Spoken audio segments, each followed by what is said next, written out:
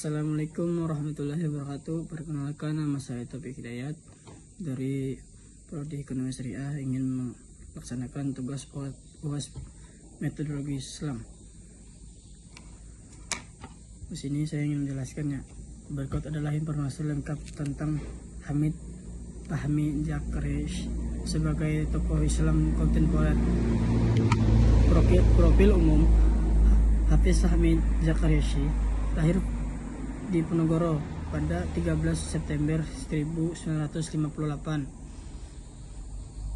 sebagai putra ke-9 dari KH Haji Imam Zakariash, pendiri Pondok Modern Darussalam Gontor. Ia adalah akademis, cendekiawan dan pemikir Islam dengan spesialisasi dalam teologi dan filsafat Islam. Saat ini ia menjabat sebagai rektor Universitas Darussalam Unida Gontor.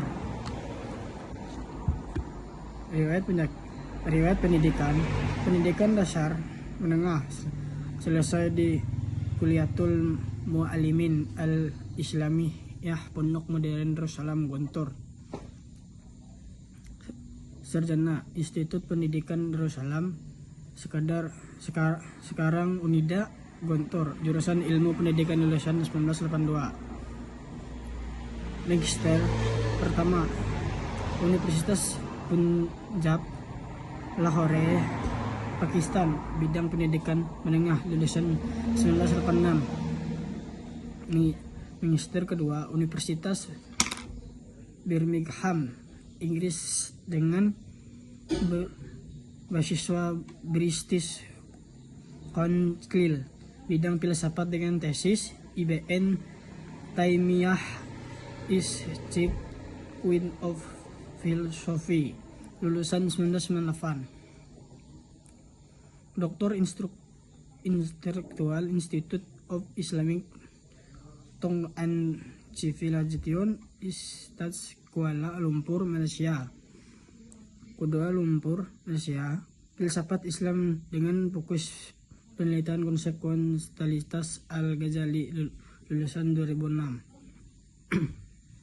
Karir dan peran: pendidikan dan direktur eksekutif Institute for the Study of Islamic Thought and Civilization Institute serta Center of Islamic dan Pecilan dan Studi Church.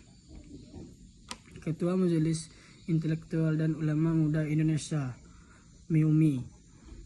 Pendidikan redaksi majalah Islami diterbitkan oleh Institut.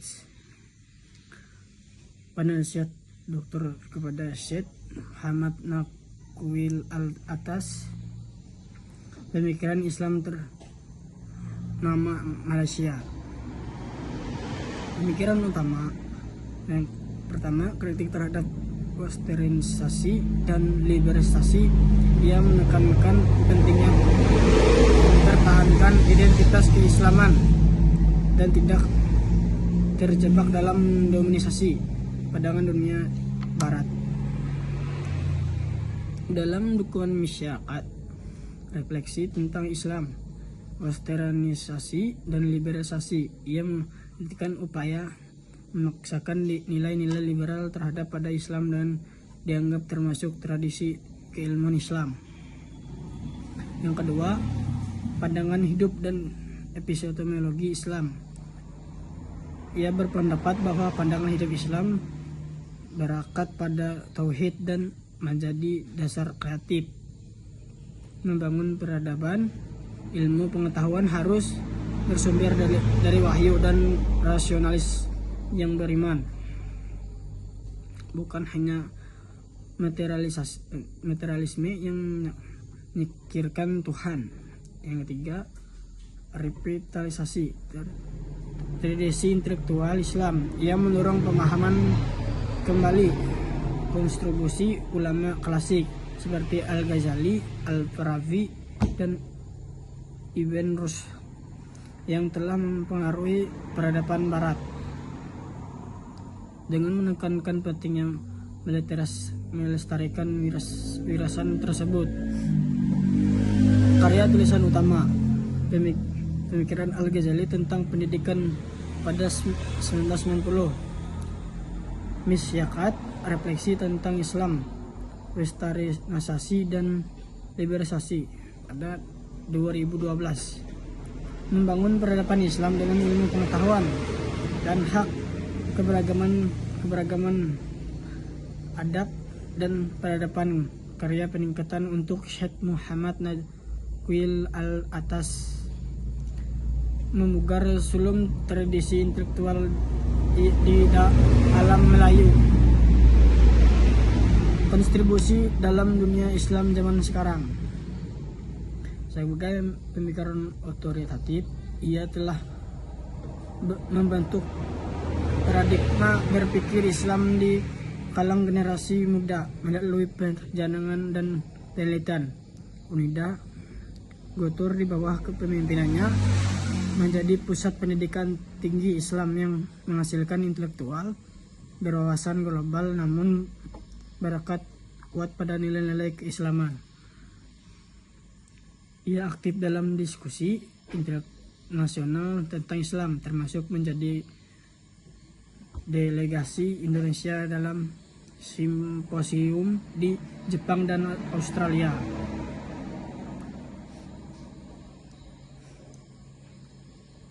Tentu materi kita buat analisis kritis tentang pemikiran Hamid Fahmi Zakaria dan fokus pada pandangan tentang westernisasi dan liberalisasi. Analisis kritik analisis kritik terhadap pemikiran Mahid Fahmi Zakaria tentang westernisasi dan liberalisasi. Yang pertama, pandangan terhadap westernisasi dan liberalisasi. Ringkasan pandangan Mahid Fahmi Zakaria melihat westernisasi dan liberalisasi sebagai ancaman terhadap identitas Islam. Ia berpendapat bahwa nilai-nilai barat dipaksa pada masyarakat Muslim dapat merusak tradisi keilmuan dan budaya Islam. Yang kedua, latar belakang pemikiran. Pengalaman pendidikan. Pengalaman Zakaria belajar di universitas-universitas barat seperti Birmingham mungkin memengaruhinya untuk melihat dampak negatif dari dominasi budaya barat.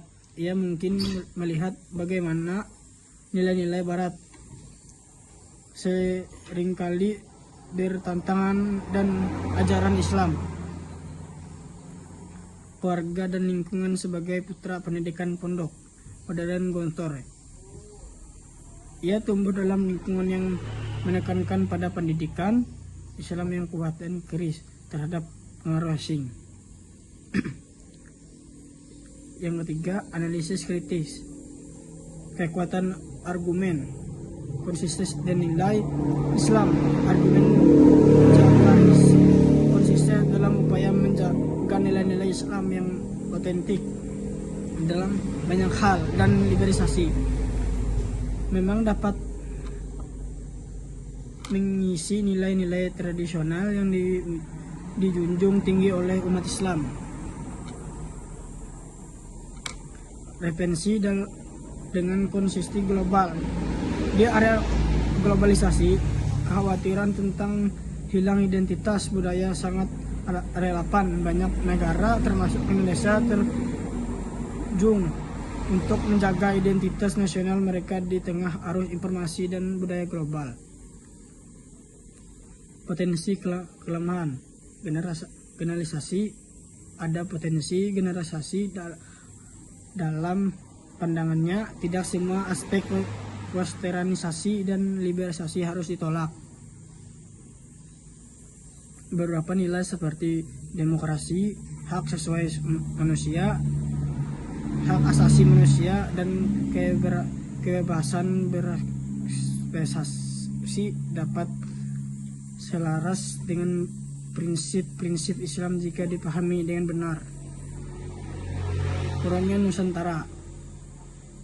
pandangan memungkinkan kurang nuansana dalam membedakan antara westernisasi sebagai proses adopsi teknologi dan ilmu pengetahuan dan westernisasi sebagai adopsi nilai-nilai budaya yang proklamasi. Yang keempat, bagaimana seharusnya yang benar menurut ajaran Islam. Selektif dalam menerima pengaruhan asing. Umat Islam harus selektif dalam menerima pengaruh asing, ambil yang positif dan sesuai dengan ajaran Islam, dan tolak yang bertentangan. Memperkuat pendidikan Islam yang komprehensif. Pendidikan Islam harus diperkuat untuk membekali generasi muda dengan pemahaman yang mendalam tentang agama mereka, sehingga mereka dapat membedakan antara yang baik dan yang buruk dari pengaruh asing. Dan yang kelima, kesimpulan, saran dan penutup. Pemikiran Hamid Fahmi Jakais tentang westernisasi dan liberalisasi adalah kontribusi penting dalam diskusi tentang identitas Islam di era modern. Meskipun ada potensi kelemahan dalam generalisasi, pandangan mengingatkan kita untuk tetap kritis dan selektif terhadap pengaruh asing. Dan yang terakhir, sebagai asaran penting bagi umat Islam untuk mengembangkan pemahaman yang lebih nuansa tentang westernisasi dan liberalisasi, serta memperkuat pendidikan dan dialog antara budaya untuk menjaga identitas Islam yang otentik. Sekian, terima kasih. Assalamualaikum warahmatullahi wabarakatuh.